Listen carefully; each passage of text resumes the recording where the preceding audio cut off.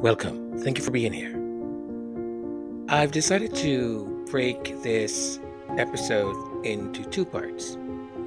And this first part, I decided to sort of rename it Man Enough. That is why you see Man Enough in the thumbnail. The second part will dig in more into the evidence. And I've also decided to not put the full 60 minutes plus, and as I said, break it into two parts. Because one of the things that I've realized, or the information that this platform provides to me, is that for most of the episodes or the podcast, most of you, which I appreciate and love that you still come and watch and listen, the amount of time you spend usually is no more than 10 minutes on any given episode. So a lot of information, I think, because what I do, I try to give you as much as the information as I can. A lot of good information also is there after those 10 minutes. And I want to give the information, I want to give the work a chance so that you can also be able to perhaps give it a chance.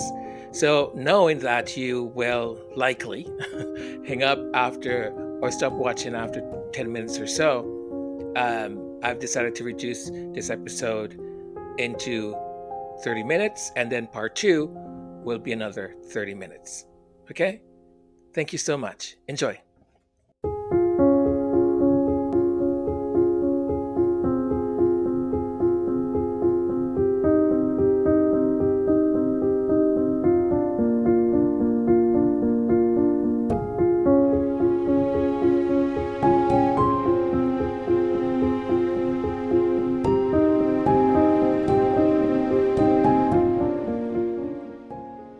Welcome. This is Majesty Sussex Report. I'm Antonio. Thank you for spending some of your valuable time here with us. Prince Harry is set to return to court in the UK in the new year, possibly January 2025, for a trial against News Group Newspapers NGN, the publisher of The Sun newspaper, which is owned by News Corp, a media conglomerate controlled by the Murdoch family. This case involves allegations of unlawful information gathering, including accusations of blagging, which is obtaining confidential details about a person by deception or by other invasions of privacy. The judge, Mr. Justice Fancourt, granted Prince Harry and his legal team access to a cache of emails that could be crucial to this case. Emails exchanged between 5 email accounts of NGN staff and 5 employees from the royal household. These communications cover the period from January 2013 to September 2019. The royal household employees involved in these emails are those engaged in royal communications. This access was granted because the judge ruled there was sufficient justification for emails to be disclosed, stating that there is a credible case for saying a full picture is necessary in the interest of justice. Prince Harry's lawyer, David Sherborne, argued that these emails would be highly relevant in providing a comprehensive understanding not only of the claimant's actual knowledge, but also regarding the constructive knowledge based on what the palace was informed by NGN. It's worth noting that Prince Harry is now one of 2 remaining claimants in the case against NGN, alongside former Labour Deputy Leader Tom Watson, after 39 other cases were settled out of court since January since July 2024.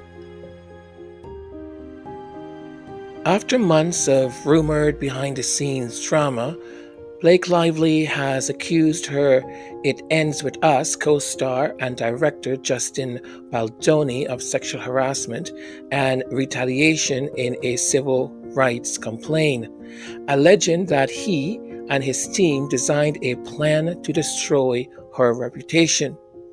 According to the legal complaint filed with the California Civil Rights Department, Lively claims that while filming It Ends With Us, she raised concerns about repeated sexual harassment and other disturbing behavior by Mr. Baldoni, as well as a producer for the film, Jamey Heath.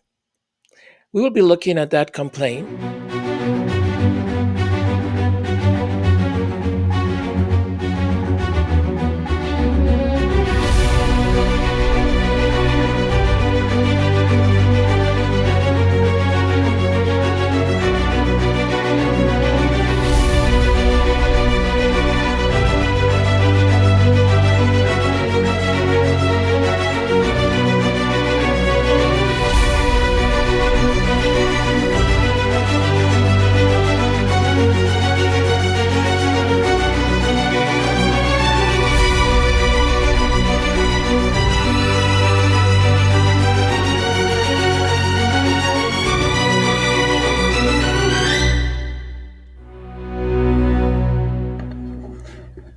I want to say sorry, even though sorry does not seem enough, but it's the only word I can find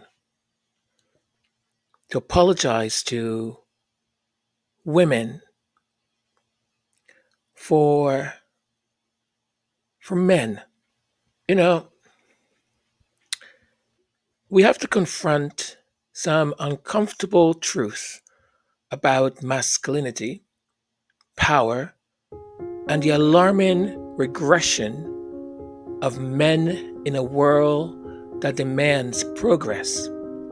Not long ago, I found hope in a podcast called The Man Enough. The Man Enough podcast, hosted by Justin Baldoni and Jamey Heath and Liz Blank. It seemed like a beacon of evolution, a place where men could confront toxic masculinity and aspire to something greater. I watched these conversations with genuine excitement, believing that men were finally stepping up, challenging the status quo, and embracing accountability. But imagine my shock and disappointment when the same voices I once admired turned out to embody the very traits they claim to oppose. Allegedly. Justin Baldoni, in particular, stands accused not only of abusing his power, but of deliberately weaponizing it to harm others. It's not just hypocrisy, it's a betrayal. I watched this man talk about his wife with tears in his eyes. And I thought, oh, that is just beautiful, finally.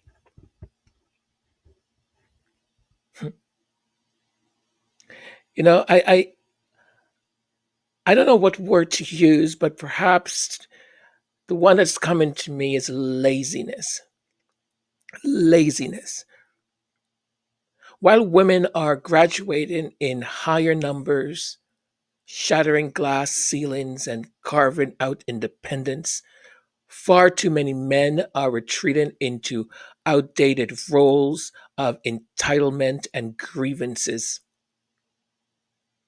They are clinging on to a false nostalgia, turning to far right conservatism and misogyny as a means of preserving their fragile egos.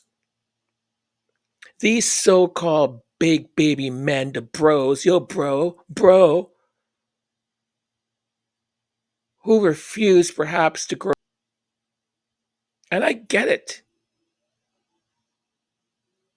I get it. There is no sense, there's no need to be fumpy and being old and having that attitude. And no, be youthful.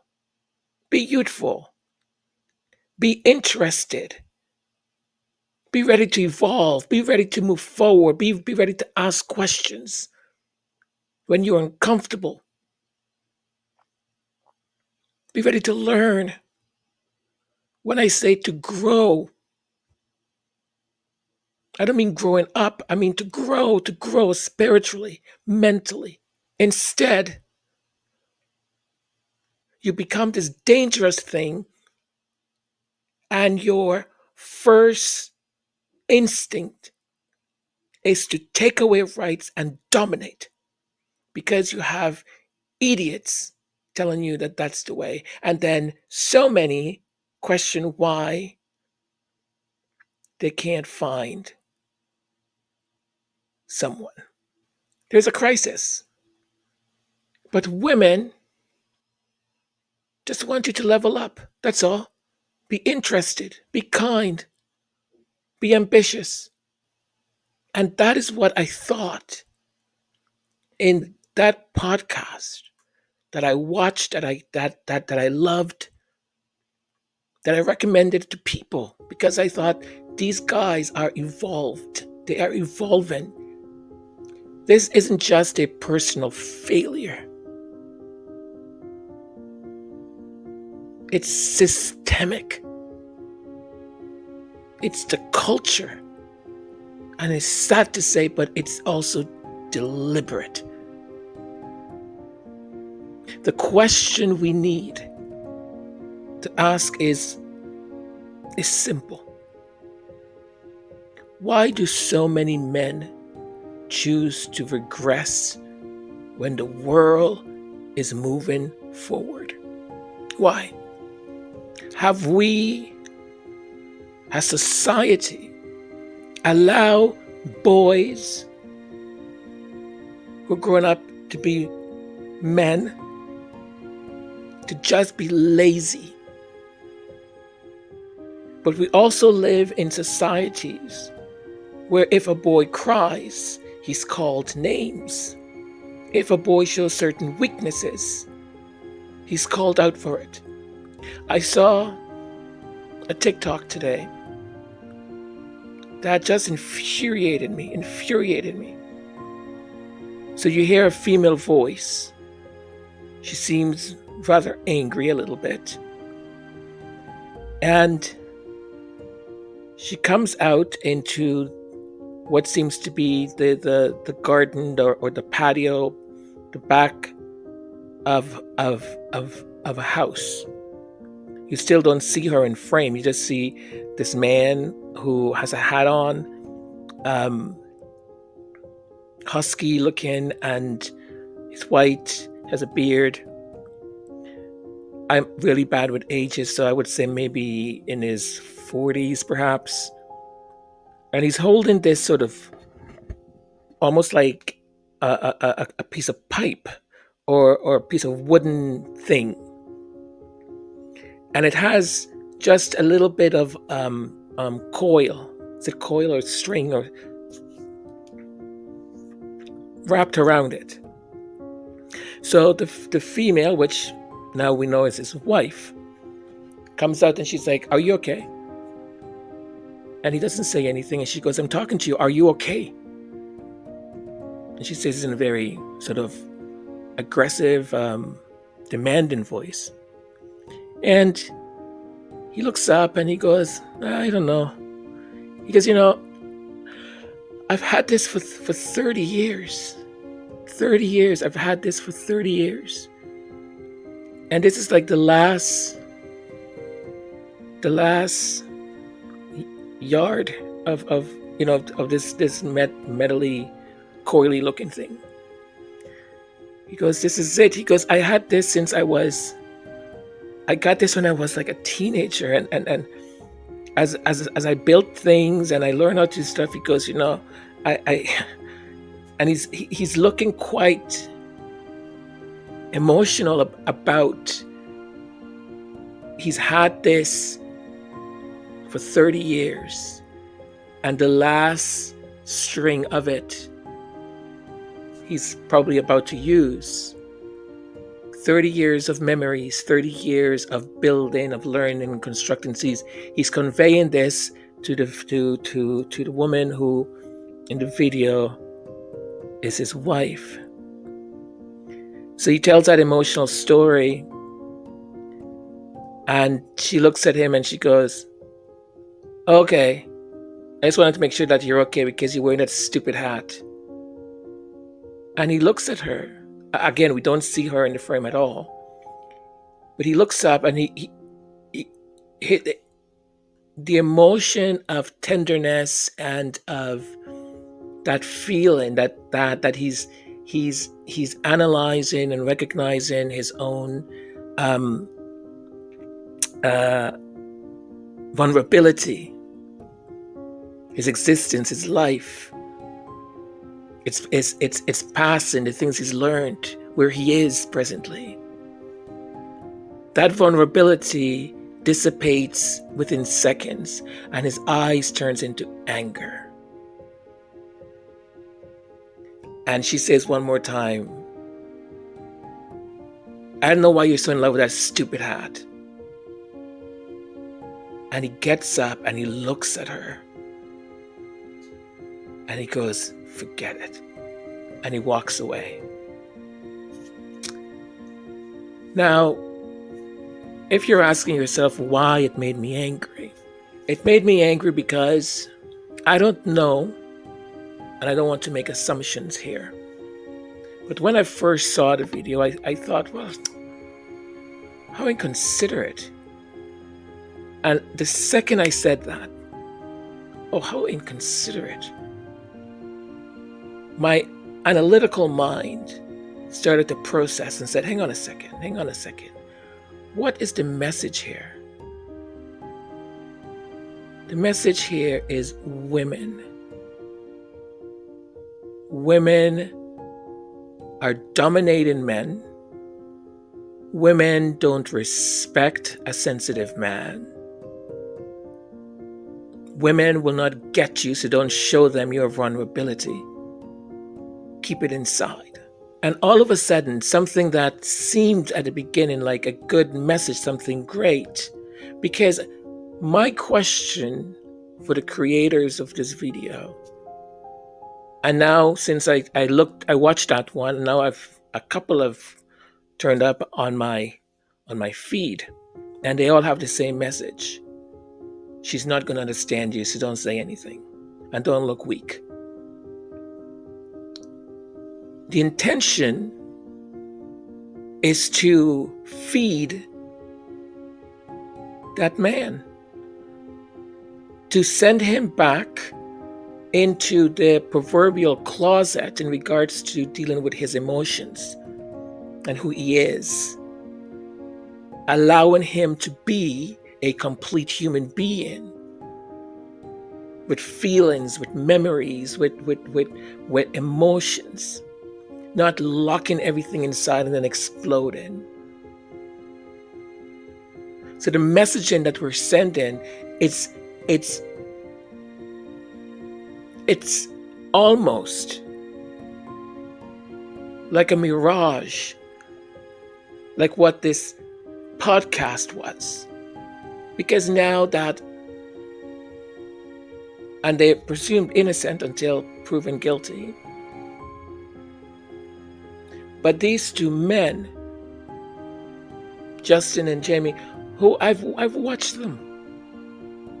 I've actually sent the link of their podcast to people and said, you've got to listen to this. And to think that these men who are celebrated as feminists, who are celebrated because they understood the Me Too and wanted to detoxify that toxicity, that legacy of how we have defined masculinity and manhood, to be dismantled. To watch Justin get emotional, to see him cry, to see him recognize failure, to see him in love with his wife at a level that was just so extraordinary, beautiful, and uplifting. And it's all a farce. All a farce. I thought about, imagine if that video, if the wife comes out and the conversation between her and her husband, and when he tells her the story about this, you know, this sort of metal thing, coiled or whatever it is, that he's had it for so many years, 30 years, and this is the last string of it, that it carries so many memories. If she had sat next to him on that bench that he was at, hugged him or kissed him and said, my love, or something. Imagine if the creators of that had done that, and the message was that we do want men to be vulnerable, and that they know that they're in their vulnerability when they need to be, that is going to be received with welcome arms, a hug, a kiss, an ear to listen, someone who cares. Rather than what that video did was to reinforce the stereotype, reinforce legacy thinking that you're not allowed to do that. You do it, she will lose respect for you. You do it, and these things will happen. You do it, she will never see you again as a man. You do this, and listen, I'm not under any illusions here. There are certain women that may define being a man a certain way. And they want a man to be sort of like that legacy man, the caveman. And they are men that want women, as the colloquialists would say, bare feet and pregnant all the time. I don't know why, but oh well. Right? So look, we are different people. We have we are individuals that have our own minds, and we think differently. So there's going to be a set that's going to want that, a set that's going to want this, a set that's going to do that, a set that's going to do this. But imagine if the message was not of we need to hate women, or they will never understand you, or the woman thinking, why are you being like this, you sissy? Why are you being like this emotional person? That's not the man I want. That's not the man I married. That's not who's going to protect me. You see, I don't understand. I have such difficulty understanding why it is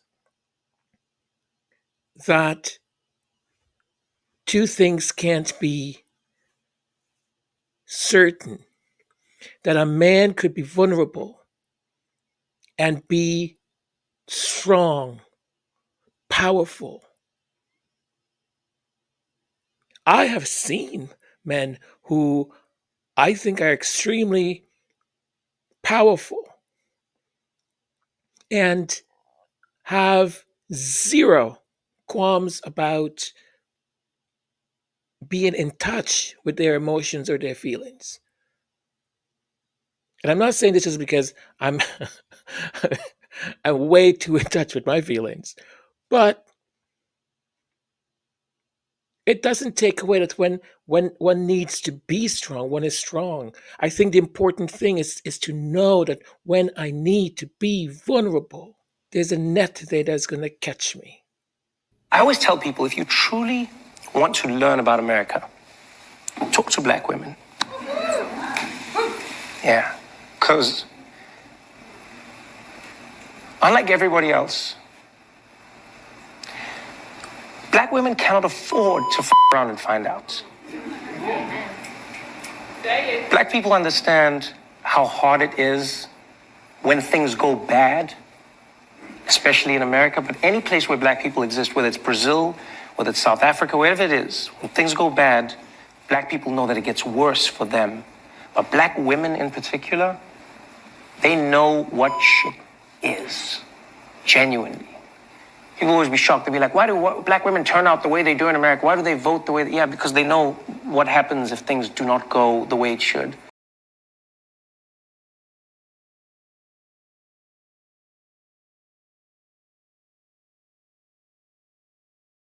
Group. Now let's look at some of these messages that were obtained via subpoena. So Jennifer Abel, publicist, sent this to Melissa Nathan, the PR crisis manager. She said, of course you can do that, but I do think he needs to know. I'm going to confidentially send you something he's texting me and Jamey on the side just to arm you before this call. I think you guys need to be tough and show the strength of what you guys can do in these scenarios. He wants to feel like she can be buried. He wants to feel like she can be buried? No, this sounds like a really good guy. We actually shouldn't question any of his actions. She responded by saying, of course, but you know when we send over documents, we can't send over the work we will or could do, because that could get us in a lot of trouble. Because it's fully here in all the screenshots and we're going to keep going through them. She said, we can't write it down to him. We can't write, we will destroy her. We will go to this, we will do this, we will do this, we will do this. We can't write, we will destroy her. That's what we're gonna do though. He has to look at it as an information document for us to be armed with, that's all. Imagine if a document saying all the things that he wants ends up in the wrong hands. Oh no, that would suck. Cut to the document being in our hands. Oh, here's a fun little text from Justin. He sent a screenshot saying, this is what we would need. By the way, it's a screenshot of a thread that says Hailey Bieber's history of bullying many women and not just Selena Gomez throughout the years. A thread.